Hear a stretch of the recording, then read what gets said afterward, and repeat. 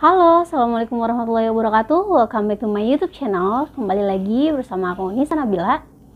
Di video kali ini aku mau kasih tips mempercepat penyembuhan pasca operasi impaksi atau gigi bungsu.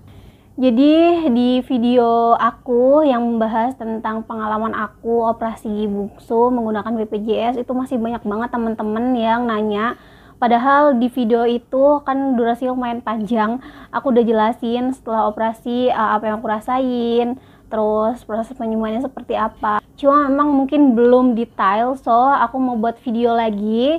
Jadi mungkin aku waktu itu operasi gigi bungsu di tahun 2018, udah lumayan lama.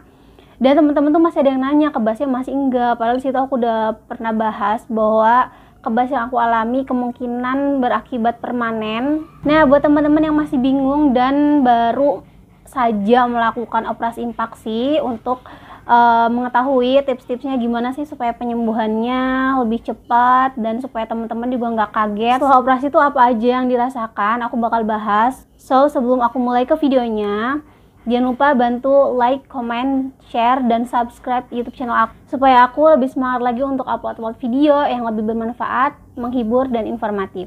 Oke, jadi di sini aku bukanlah seorang dokter gigi, apalagi dokter ahli bedah mulut, sama sekali enggak. Tapi aku di sini buat video sharing sebagai pasien yang pernah melakukan operasi impaksi. Nah, ketika teman-teman operasi impaksi, kemungkinan biusnya ada dua, entah itu bius lokal maupun bius total. Nah, yang aku lakukan waktu itu adalah bius total alias tidur, dan dilakukan tindakannya itu di ruang operasi karena memang gigi yang tidak normal di diri aku itu ketika dilakukan pembedahan beresiko perdarahan.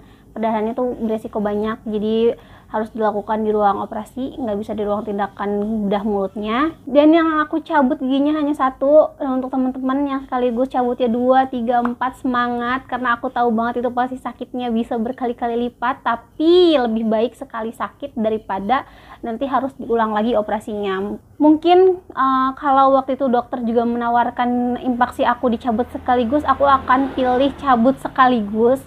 Karena aku kan waktu itu belum ada pengalaman operasi, jadi kayak masih menerawang, yang penting sakitnya enggak berlanjut. Tapi ternyata setelah dilakukan operasi impaksi, selagi impaksi aku yang satunya tidak mengganggu, aku lebih memilih tidak dioperasi. Nah, di sini ada teman yang tanya, setelah pencabutan benang, apakah benangnya semua dicabut, dilepas, atau disisakan?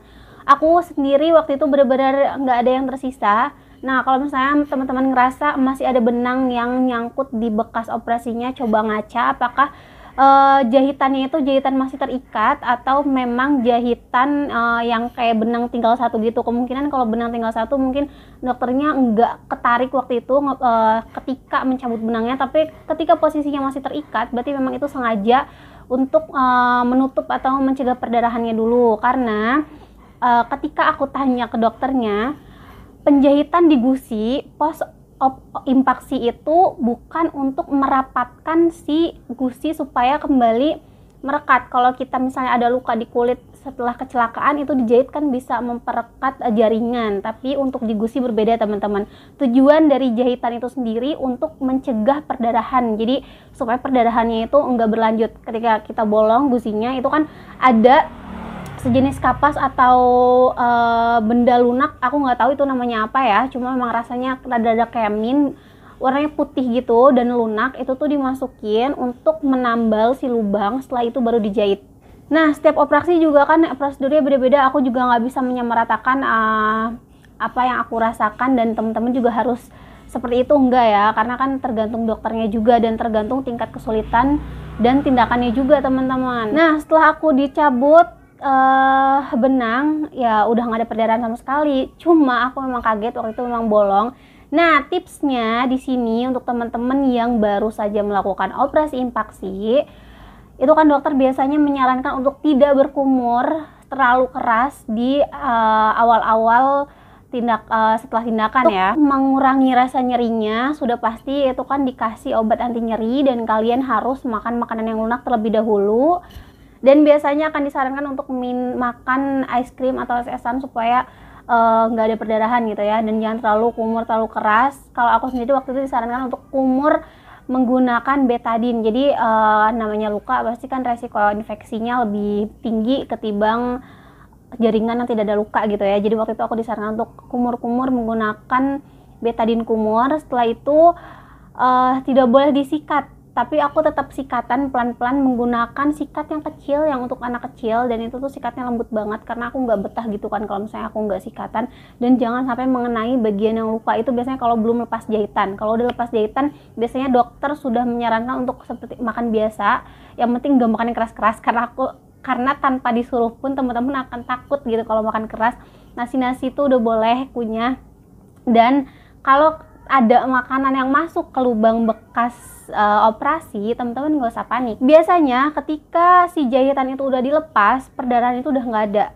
Jadi biasanya dokter itu udah boleh menyarankan teman-teman untuk kumurnya justru lebih kencang ketimbang hari yang awal-awal tadi. 3 hari pertama biasanya setelah operasi itu kan kumurnya nggak boleh kencang-kencang karena biasanya kan masih ada jahitan juga. Nah setelah pas jahitan teman-teman akan disarankan kumur agak kencang di bagian luka operasinya supaya kalau ada makanan yang masuk itu ikut kebuang. Nah setelah itu kalau teman-teman merasakan masih ada kebas-kebas di bagian area mulut, bisa ditanyakan dulu ke dokternya efek samping setelah operasi itu kan apa.